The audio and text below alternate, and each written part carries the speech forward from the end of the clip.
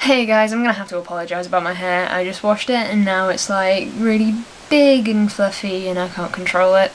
You're gonna have to deal with the fact that I have really bad hair today. Anyway, I'm here to talk to you about week 2 of the spring season anime. I've got to say before I start, I'm really actually enjoying spring season a lot more than I thought I would. There's only been a couple things that have like been shit. I'm starting with possibly the most ridiculous series that I will ever talk about, and that would be the new series of Beyblade, which is Metal Fight Beyblade Zero G, I think. I have wanted to make a video about Beyblade for a long time because I love that series. I don't know anyone who still likes Beyblade as much as I do. So these are things that are on display in my bedroom. So we have like a figure of Trigger, which was Razor-Bit Beast in the first season. I have my 2 Beyblades that I used like in tournaments and stuff. So stupid. But I have a Flash Leopard and I have a Wallbug. A very broken Wallbug. And basically from time to time I will still go back and watch the original 3 seasons with Kai and Tyson and Ray because I just love those characters. Metal Fight Beyblade for me did not hit the mark. I just was so bitter that they had cut these characters out. I really wanted to watch this show and I was so worried that no one was going to sub it.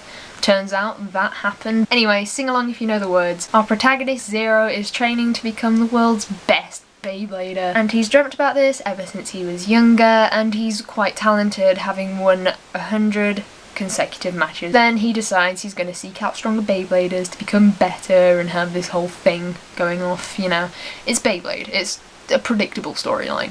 But the thing is, the first episode was only 12 minutes long. I could talk about Beyblade longer than that episode was. And if you took out the OP and the ED, 9 minutes. But that being said, I did really enjoy this show and it had a very, very good voice cast. So you know that guy that voices like Rin from Blue Exorcist and Nizuma from Bakuman? He voices Zero, the main character. I'm just like so happy. I'm so happy this exists.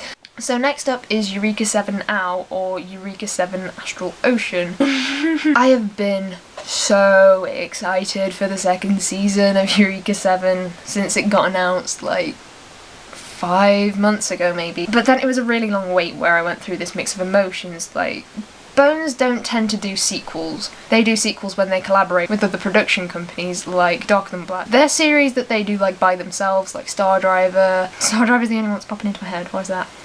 Gossip probably won't get a sequel, and Go probably won't get a sequel. But basically, they don't do sequels. That disappoints me every time. But Eureka 7 was the exception to this rule because Bones tend to not end series very well. Eureka 7 ended well. It had an ending. I sort of watched the show. I grieved over the fact that I had gotten attached to that show and then it was finished.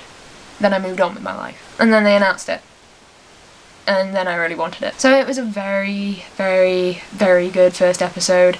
Great animation, great music, great introductory episode to what's going to happen because I found myself like completely immersed in it because I tend to do that with Eureka 7. So if you are a Eureka 7 fan, do yourself a favour and watch this because it is worth it. Okay, so I asked Bill about this, and Bill is the Peppered Ham, and I think he's doing episode reviews on it. I'm pretty sure he's doing episode reviews on this show, so if you are interested in that, I'll link him down below. But I was talking to him earlier because I wasn't sure from my mindset whether this show was accessible to new fans of Eureka 7. So I asked him, and he said, from what I can tell at this point, it should be safe for new fans.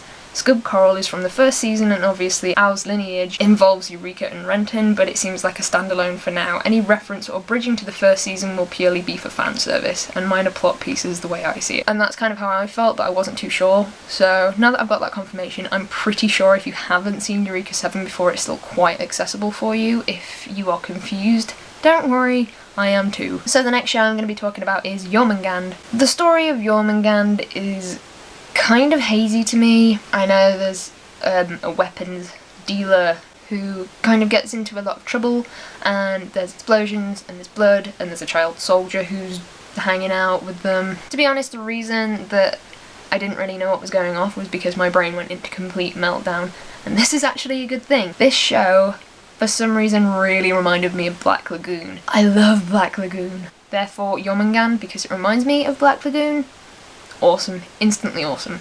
But this would be one of those manime shows, which does pander a lot more towards males than females. But I would assume that there would be overlap for girls enjoying this kind of thing too. Now this could easily, and I mean really easily, be one of my favourites of the season, because it's mindless. And I know that sounds like it should be a bad thing, but I can tune out for 20 minutes and just enjoy what's happening without thinking about it too much, which is just what I need. And it's not even a slice of life show. It's gonna be so good. But there's nothing too complex here, that's the big thing. It's a very simple story with lots of action. So if you like action, you should go and watch this. I think if you liked Black Lagoon, you should give this a try. If you didn't like Black Lagoon, probably give this a miss. If you haven't seen Black Lagoon, give this a try, and if you like this, go and watch Black Lagoon. Oh, by the way, this is probably my favourite OP of the season as well. I love the OP, it's great. It's been in my head for like 3 days now. So Sakamichi no Apollon is the next one, and I am ashamed to say that I had really low expectations for this. The reason that my hopes weren't high is because everyone was like going crazy insane over this as soon as it got announced, and I was just so intimidated by how excited people were. But the first episode was just perfect for what it was. It set the scene well. It introduced characters really nicely. So animation, sound, characters, setting, story, it all worked really well together. Anyway, the first episode of this is streaming on Crunchyroll, and you can go and watch that, and I really suggest you take advantage of the fact that it will be on Crunchyroll, especially for free users, in the next few days. So actually the last one for this week is Shining Hearts Shiawase no Pan. So this one was awesome. There were like zombies and plants and carnage. It was so intense.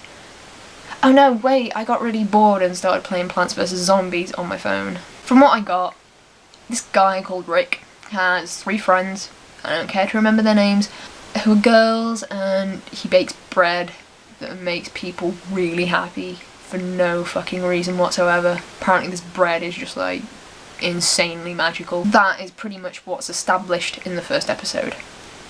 He bakes bread.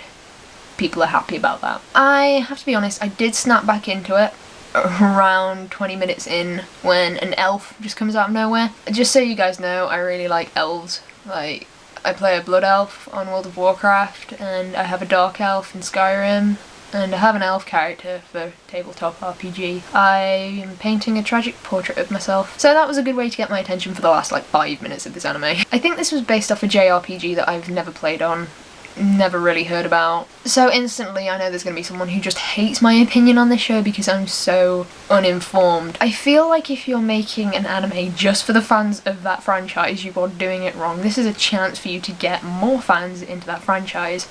I do not want anything to do with these games. The OP was really boring, the story was really boring, but I'm going to keep at it because it did seem like there was a plot point at the end of the episode. So that's actually all I have, and I feel like this has flown by, but I know I've probably recorded like 25 minutes of me just talking shit about Beyblade.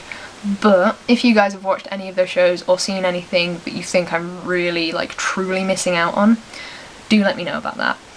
And before I go, I just want to say thank you for all the positive feedback I got on the new news videos that I'm doing. Just thank you. I love you guys. Thank you for watching, thank you for being patient with me in my time of not really knowing what I'm doing, and yeah, links in the down bar. I'll see you guys next time. I did it again! I have been watching, right, sorry, this is a side point, but I have been watching so much Kurt J. Mac, and he always signs his videos off by going, I'll see you next time, and I have just started signing off my videos like that naturally. That is not cool.